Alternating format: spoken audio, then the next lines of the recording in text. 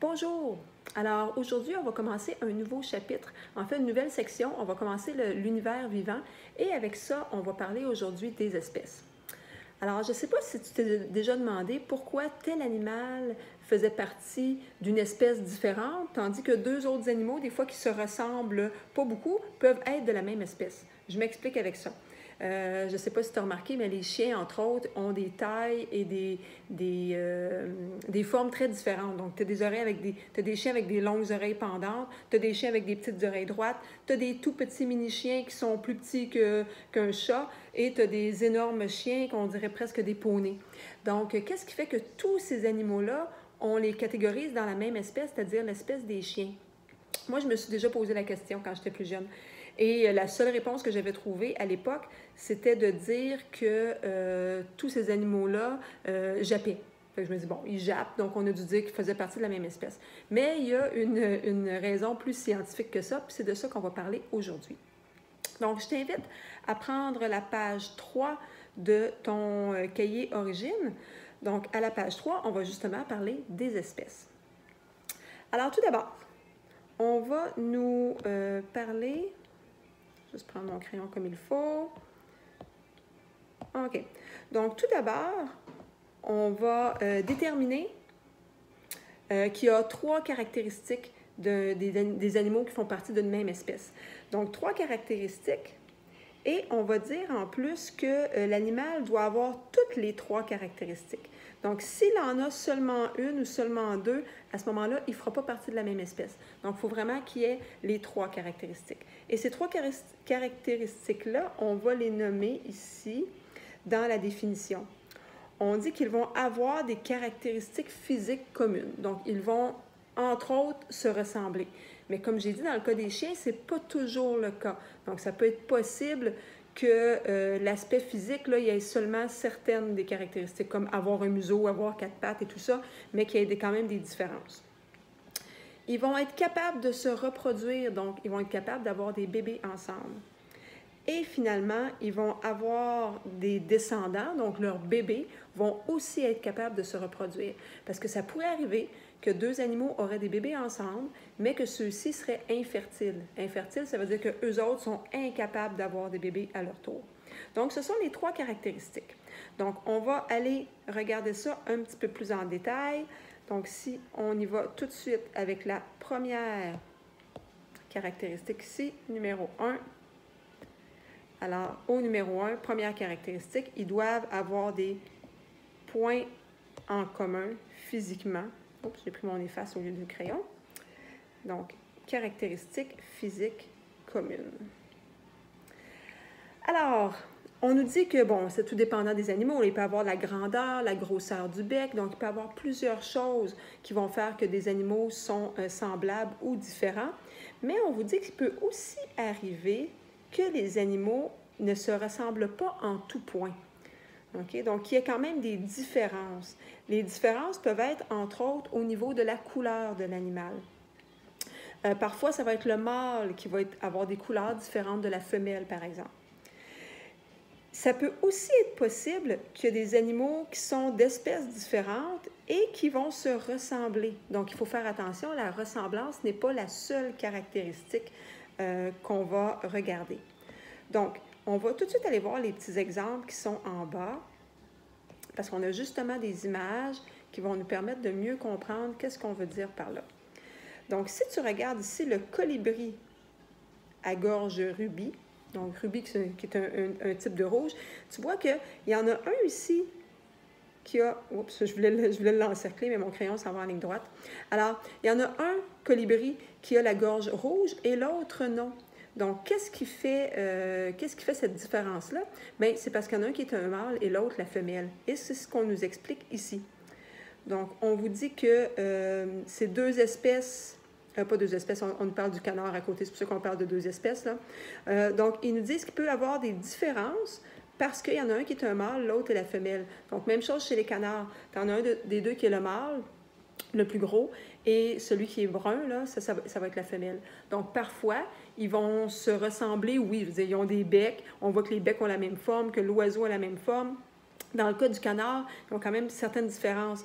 Le mâle a l'air beaucoup plus gros, la couleur des yeux est différente, mais ils sont quand même dans la même espèce. À l'inverse, on vous présente deux animaux qui ne sont pas de la même espèce. Donc, quand tu regardes la corneille d'Amérique et le grand corbeau, donc eux, ce sont deux espèces différentes et pourtant, ils se ressemblent.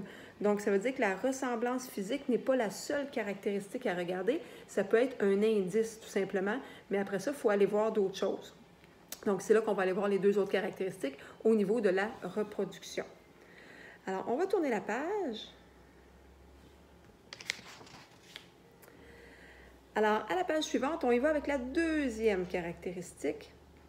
Donc, on nous dit que la deuxième caractéristique, les deux animaux doivent pouvoir se reproduire ensemble et de façon naturelle et que le bébé puisse survivre. Donc, c'est bien beau avoir un bébé ensemble, mais si le bébé meurt à la naissance ou quelques semaines après, à ce moment-là, on va dire que le petit n'est pas viable. Et à ce moment-là, c'est possible que c'est parce que les animaux ne soient pas de la même espèce. Donc, on nous présente justement le cas de chien ici.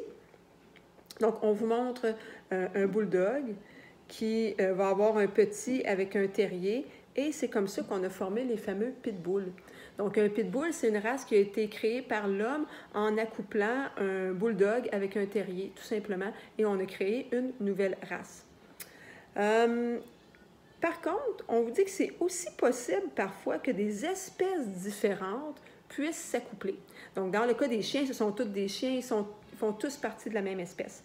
Mais si on regarde le petit qui est en bas, on nous dit que lui, il a été issu du croisement entre un puma, qui est une espèce de gros chat là, qui vit dans les Rocheuses, là, un gros félin, et un léopard. Donc, ils sont deux espèces différentes et ils ont réussi à avoir un bébé, mais ce bébé-là n'est pas viable. Donc, il va rarement pouvoir survivre jusqu'à l'âge adulte. Donc, finalement, il va mourir là, avant ça pour des causes probablement de maladie, là. Donc, parce que les deux parents ne sont pas de la même espèce. Alors, c'est pour ça qu'on vous disait ici, là, à l'inverse, deux individus d'espèces différentes peuvent parfois engendrer des descendants, mais ceux-ci peuvent ne pas être viables. Donc, c'est le cas, entre autres, de notre puma ici. Donc, le croisement, excuse-moi, entre le puma et le léopard.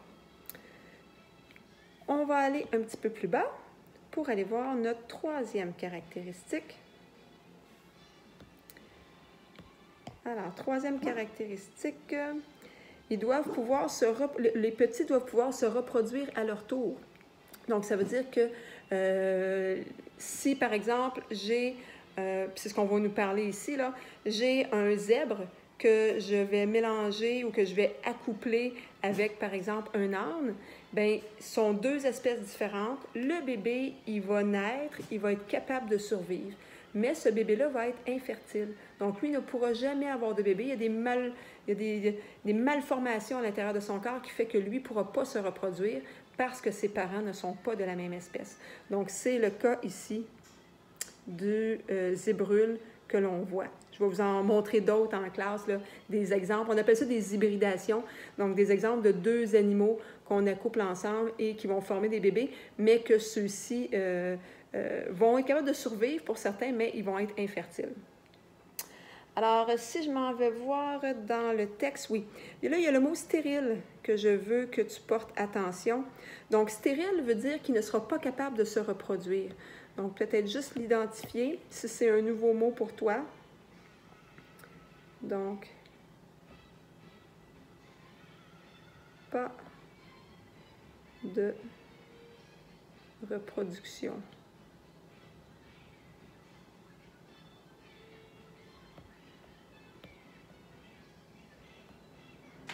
Ça, c'est ce que veut dire stérile.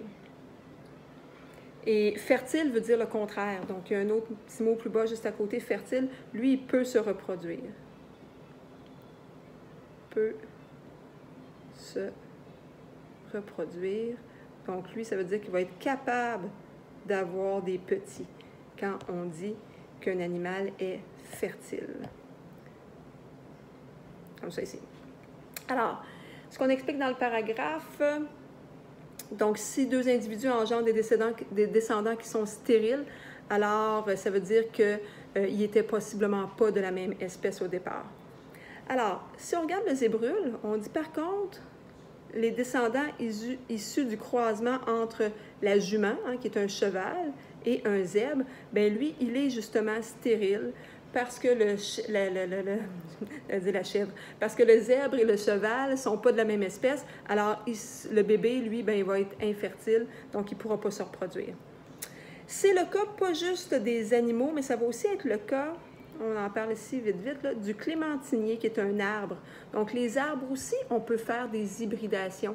Donc, on dit que la clémentine, c'est un croisement entre la mandarine et un oranger.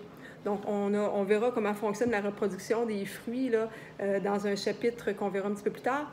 Mais on peut mélanger, si tu veux, un papa mandarinier, un papa mandarinier avec une maman orangée. On voit ça comme ça là, rapidement pour l'instant. Et à ce moment-là, si tu mélanges les deux, tu vas avoir des clémentines. Donc, c'est ce qu'on veut dire par une hybridation.